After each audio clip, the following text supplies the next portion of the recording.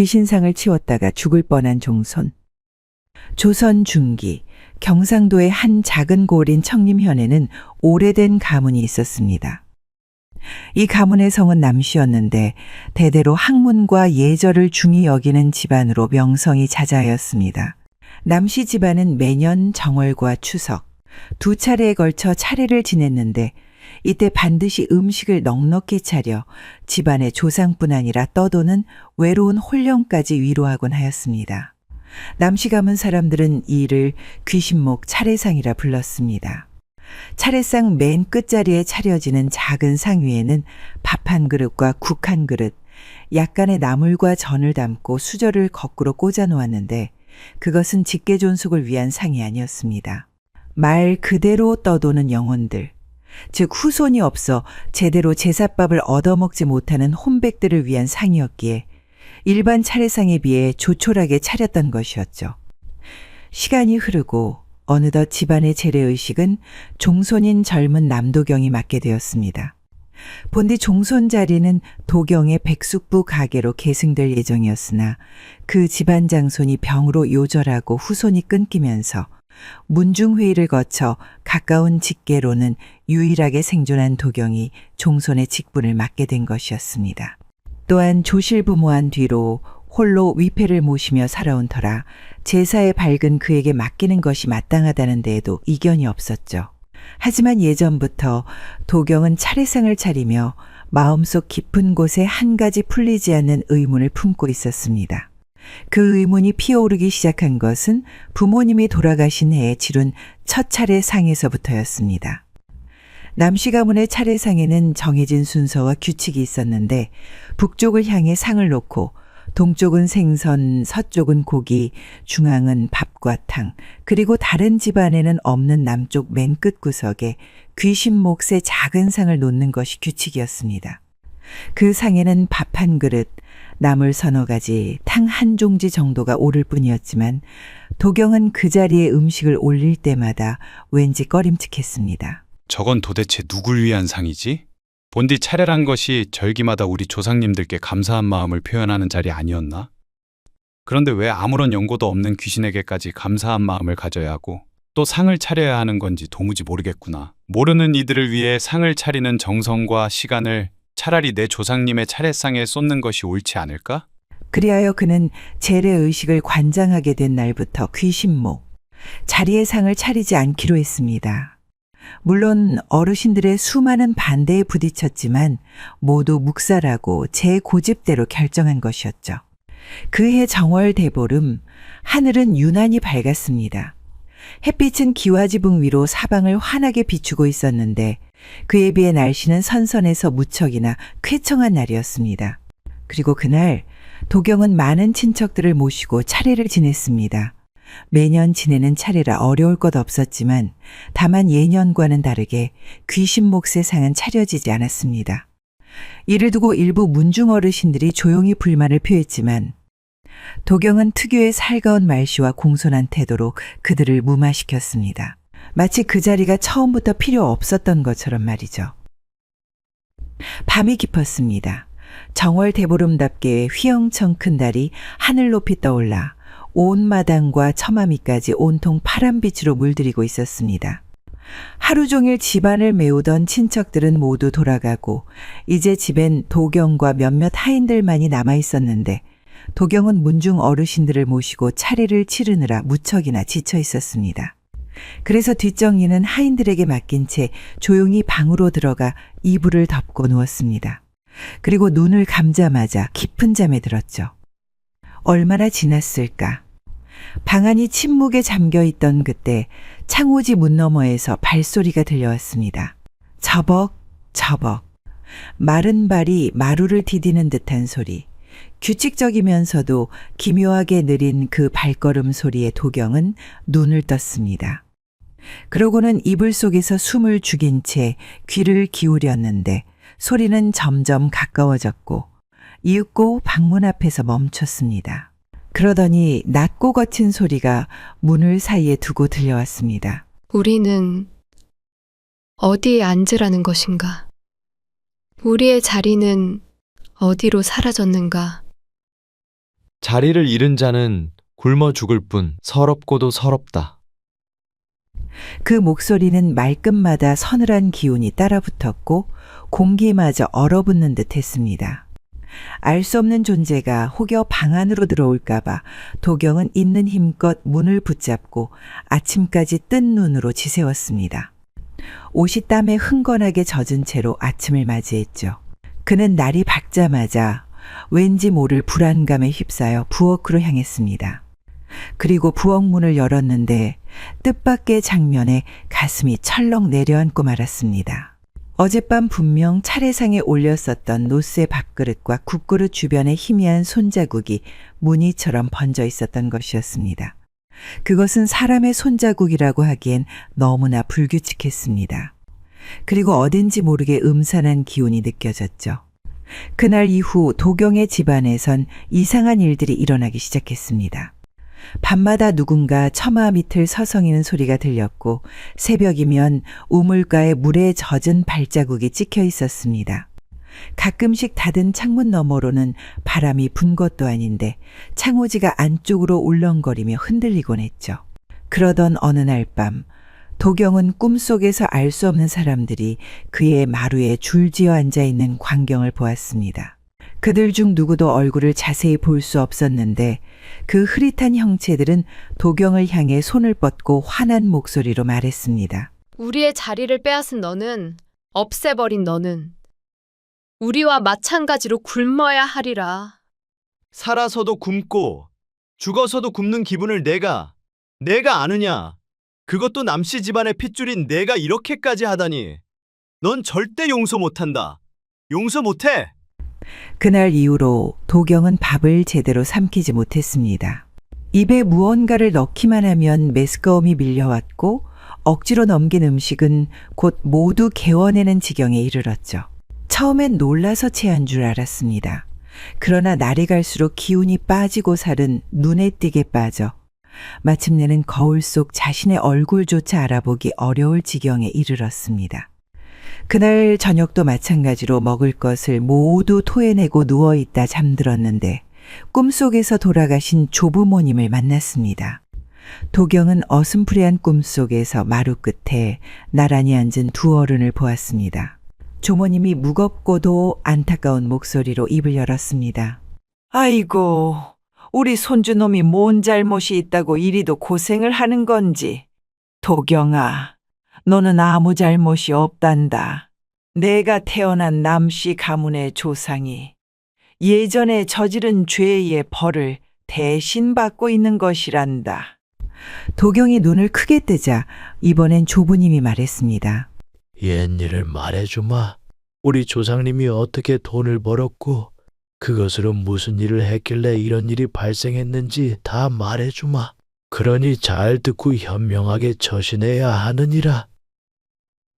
옛날 도경의 조상 중 한 사람은 마을 사람들 사이에서 못된 사채 영감이라 불렸습니다. 겉으로는 한낱 땅 주인처럼 보였지만 실제로는 마을의 절반 이상이 그의 손에 휘둘리고 있었습니다. 봄이면 어려운 사람들에게 씨앗과 쌀을 구워주고 가을이면 추수하여 갚으라 했는데 빌려간 쌀을 돌려받을 때 그때는 이미 값을 3배로 불려놓은 뒤였습니다. 아니 어르신, 이제 와서 갑자기 갚을 양을 3배나 올려버리면 어찌합니까? 그러게, 누가 억지로 쌀을 빌리라고 했느냐? 그리고 빌려갔던 때는 봄이지 않느냐? 가을엔 지금과 값 차이가 얼마인데 따지고 드느냐? 이런 고얀 놈 같으니라고. 쌀이 없으면 돈으로 갚고 돈이 없으면 아이라도 데려와 일 시켜야겠으니 그리 알거라. 아이고 어르신, 한 번만 봐주십시오. 쌀과 남은 보리까지 다 앞에 갚으면 우리 가족은 올 겨울을 나지 못합니다. 필히 굶어 죽을 것입니다. 그러니 부탁드립니다. 그래서 내가 입 하나라도 더 줄이려고 네 아이를 데려간다는 것 아니냐? 그러니 썩 비키거라. 그렇게 아이를 빼앗긴 집들도 있었고 제때 돈이나 쌀을 갚지 못해 집과 땅을 빼앗긴 이들도 있었습니다. 특히나 가을 무렵에 집에서 쫓겨난 이들은 뒷산에서 움막을 치고 살다가 겨울에 얼어 죽기 일쑤였습니다. 그는 사람이 죽은 다음에도 이익을 남겼습니다. 장례를 치를 여유가 없는 유가족에겐 대충 짜맞춘 초구간을 싼 값에 빌려주겠다고는 장례가 끝나자마자 이런저런 이유로 곱절의 값을 불렀습니다. 특히나 그가 가장 욕먹었을 때가 있었는데 그것은 가뭄이 들자 마을 우물 4군데 중 3군데의 땅을 사들여 우물을 막고는 물값을 받은 때였습니다. 허허, 물 한 바가지 뜨는 것도 눈치를 보고 값을 지불해야 하다니. 이게 어찌 살기 좋은 고을이라 할 수 있겠나? 그 영감탱이 말이여. 원래도 욕심이 많은 줄은 알았지만 설마 우물까지 막을 줄이야. 물은 하늘이 주신 것 아닌가? 그리고 그 집 마당엔 물독이 여럿이래. 하루에도 몇 번씩 물을 쏟아버린다지? 그러면서 우리한텐 한 바가지도 아깝다 하고. 오늘 아침에도 가서 물 좀 달라 했더니 엽전 한 입 내놓으라더라. 옛말에 물길 막는 놈은 천벌 받는다고 했어. 우물 3이나 사들여서 돈을 받고 물을 팔다니 그놈 사람이여 짐승이여. 이번에 마을 어른들 모여서 얘기 좀 해봐야 하는 거 아니오. 이러다간 병자나고 죽는 사람 나와도 이상할 게 없어. 마을 사람들의 불만이 하늘을 찌르자 그는 직접 나서서 사람들을 달래기 시작했습니다. 아니, 달랜 것이 아니라 거짓말로 협박했죠. 내가 욕심쟁이라서 물값을 받는다고 생각하느냐? 아무리 내가 욕심이 많다고는 하나 그리 못된 사람은 아니다. 난 말이야. 네 놈들이 내는 돈을 모아가지고 기우제를 지내려고 하는 것이다. 하늘이 노해서 비를 내려주지 않으니 이렇게라도 해야 하지 않겠느냐? 네, 다 이런 큰 뜻을 가지고 행하는 일이니 불만을 갖지 말거라. 하지만 기우제는 열리지 않았고 비도 한동안 내리지 않았습니다. 그리하여 심각한 가뭄으로 식량을 구하지 못해 굶어 죽는 사람이 속출했고 배를 고른 고통을 참지 못한 몇몇의 노인들과 아이들은 그의 집에 찾아가 애타게 사정했습니다. 나으리, 제발 보리쌀 한 줌만 물 한 그릇만이라도 주십시오. 손주놈이 사흘을 굶고는 기운을 못 차립니다. 아랫목에 누워 숨소리만 남았어요. 제발 하늘의 맹세코 갚겠사오니. 저희 집안이 대대로 이 마을에서 농사지으며 살아왔습니다. 종래는 논도 밭도 말라 죽고 물도 구할 수 없어 마누라가 어젯밤 숨을 거두었습니다. 혼자 남은 이 몸이 갈 데도 없사옵니다. 제 몸품이라도 팔 테니 먹다 남은 찌꺼기라도 주십시오. 하지만 그는 대문 안에서 그들을 내려다볼 뿐 단 한 걸음도 다가오지 않았습니다. 마당 너머 그늘에 앉아 부채질을 하던 그는 떨리는 목소리로 사정하는 사람들의 말이 끝나기도 전에 비웃음을 터뜨렸죠. 하하하, 이놈들아, 국식이 썩는 게 낫지 남 주는 법은 없다. 괜히 남의 것 하마다 목숨 잃지 말고 물러가라. 그 말에 마당을 스치던 바람마저 멎는 듯했으며 사람들의 눈빛은 멍하니 얼어붙었습니다. 누군가는 절을 하던 머리를 땅에 박은 채 떨리는 어깨로 흐느꼈고 누군가는 아이를 안은 팔을 더 꽉 움켜쥐었습니다. 그는 오히려 쌀자루 위에 걸터앉아 멀리서 그들을 바라보며 오금을 펴고 웃었습니다. 이놈들, 내가 아무 때고 너희 입에 풀칠하게 할 줄 알았냐? 세상 물정 모르는 것들 같으니 애초에 나 같은 사람은 너희 같은 놈들 거두라고 있는 게 아니야. 시끄러우니 문 닫아라. 배 곪는 소리가 참 듣기 싫다. 그러던 어느 날 이상한 일이 시작되었습니다. 그는 아무리 음식을 먹어도 삼키질 못했고 먹으면 토했고 토하면 숨이 찼습니다. 마을에서 제일 가는 의원을 부르고 약을 써도 소용없었습니다. 오히려 시간이 지나면서 물조차 제대로 삼키지 못하게 되었습니다. 그래서 하는 수 없이 마지막 방법으로 유명한 무당을 불러 큰 구판을 벌이려고 했습니다. 무당은 집안에 들어서자마자 찜찜한 기운을 느꼈습니다. 대청마루에 발을 올리는 순간 싸늘한 기운이 발끝에서부터 허리까지 스멀스멀 올라왔습니다. 그녀는 부채를 펄럭이며 인상을 찌푸렸죠. 기운이 아주 지독하네. 사방에서 이빨을 드러내고 울고 있어. 무당은 고개를 끄덕이며 마당을 둘러보다가 문득 담벼락 아래 그늘진 곳을 바라보았습니다. 그리고는 짚고 있던 부채를 접더니 손으로 탁 치며 말했습니다. 어메, 여기 몇이야? 하나 둘이 아니네? 넷, 다섯, 여덟도 넘는다. 다 여기 박혀 있어. 나가지도 못하고 보내달란 말도 못해. 이러니 집안이 망조가 들지. 허허, 나도 굿을 100번 넘게 했지만 이런 집은 못해. 이건 내가 굿한다고 풀릴 일이 아니야, 여긴. 원한이 너무 깊어. 그냥 죽은 게 아니야. 그냥 억울해서 머물러 있는 것도 아니야, 여긴. 그녀는 집안을 한번 휘 둘러보더니 낮게 중얼거렸습니다. 너무도 못된 짓을 해서 죽은 자들이 이 집에 들러붙은 거야. 갚아야 할 죗값이 너무 많아서. 여기는 아무리 구슬해도 소용없어. 부르면 더 몰려와. 그리고는 가슴께에 고이 접어넣었던 부적을 꺼내려다 말고 그대로 집어넣었습니다. 그녀는 담 너머를 한 번 더 바라보다가 발걸음을 돌렸습니다. 난 못하네, 못해. 신도 이런 집엔 들어가지 않아. 그 말만 남기고 무당은 발길을 돌렸습니다. 이후 부자는 아무것도 먹지 못하고 끙끙 앓다 숨을 거뒀습니다. 그리고 집안의 가장자리는 그의 아들에게 맡겨졌는데 장남 역시 아버지가 돌아가신 뒤 얼마 되지 않아 똑같은 증상으로 죽을 위기에 처했습니다. 그런데 어느 날 한 스님이 집 앞을 지나던 중 걸음을 멈추고 말했습니다.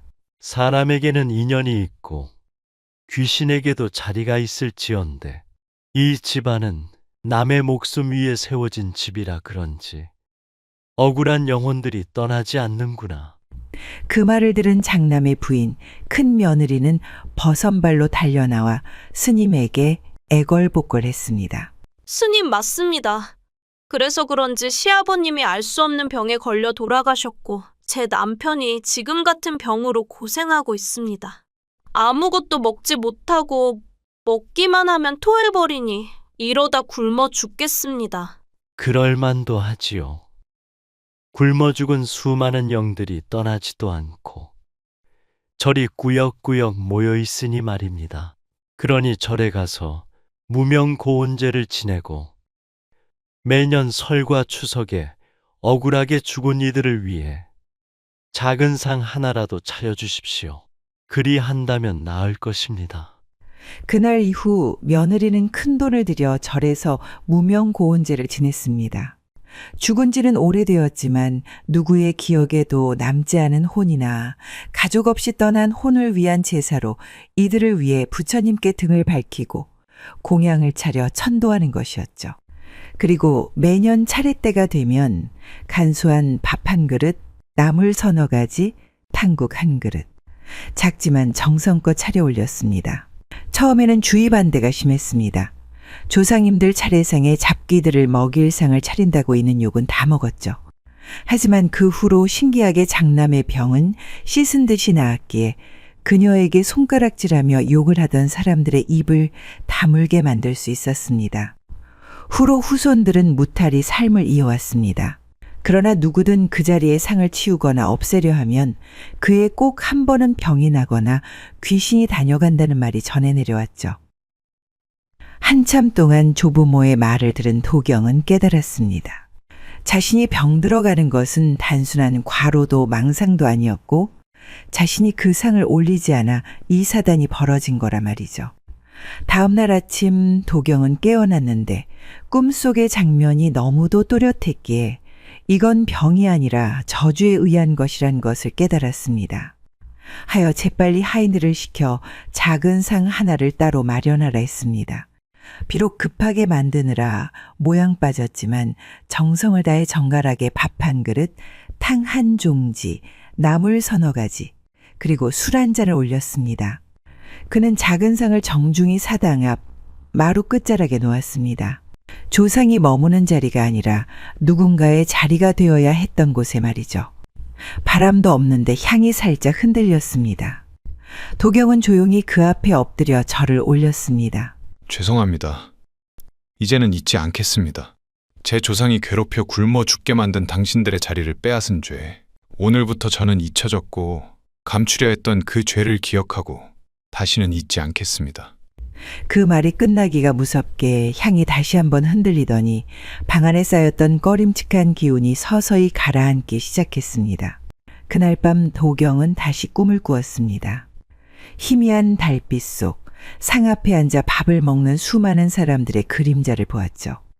그 형체는 얼굴도 옷도 흐릿하여 구별할 수 없었으나 숟가락을 들고 고요히 밥을 떠먹는 모습이 무척이나 행복해 보였습니다. 상위의 그릇이 비워질 즈음 그 형체들은 자리에서 일어났습니다. 도경은 그 뒷모습을 바라보고 있었고 그 존재들은 걸음을 옮기다 말고 고개를 살며시 뒤로 돌렸습니다. 그 시선에는 말로 설명할 수 없는 무언가가 담겨 있었습니다.